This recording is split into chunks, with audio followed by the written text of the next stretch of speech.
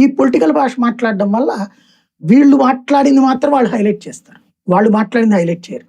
రాష్ట్రంలో జరుగుతున్నది ఏంటంటే సోషల్ మీడియా వెట్టింగ్ అంటున్నారు, కాదు రాజకీయ వెట్టింగ్ జరుగుతుంది. రాజకీయ బూతు మాట్లాడు. ఫర్ ఎగ్జాంపుల్ రఘురామకృష్ణరాజు గారు ఉంటారు, జడ శ్రవణ్ కుమార్ విమర్శిస్తాడు. ఎలా విమర్శిస్తాడు ఆయన? లిల్లీ పుట్టుగాడు ఇట్లాంటి పదాలు వాడతాడు.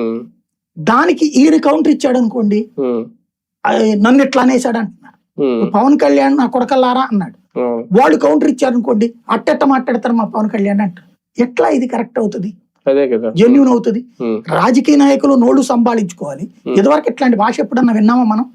నాకు తెలిసి ఈ 10 ఏళ్ల నుంచి ఈ దరిద్రం పెరిగింది. ఈ 10 ఏళ్ల నుంచి ఈ దరిద్రం పెరిగింది. ఇదివరకు ఇట్లాంటి భాష మాట్లాడితే సంస్కారహీనంగా చూడటం కాదు, పత్రికల్లో కూడా ఏంటి వీడని మాట్లాడేవాళ్ళం, రాసేవాళ్ళం, టీవీలో ఏంది వీడని రాసేవాళ్ళం.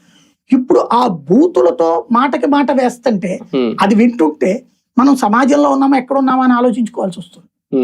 ప్రభుత్వం కూడా కంట్రోల్ చేసే విషయంలో సీరియస్ గా వెళ్తుందా అనుకోవాలా? అంటే అరెస్ట్లు అనేది కామన్, తర్వాత వాళ్ళకి చాలా మందికి బెయిల్ మీద రావట్లేదు. కొంతమంది ఇప్పటికి కూడా అంటే పెద్దోళ్ళు అయితే మనకు తెలుస్తుంది, కానీ ఇలాంటి వ్లాగర్స్ లేదంటే యూట్యూబర్స్ అరెస్ట్ అయిన తర్వాత వాళ్ళు బయటకు వచ్చారో లేదని కూడా ఉండదు, కొన్ని నెలల తరబడి లోపల ఉంటున్నారట.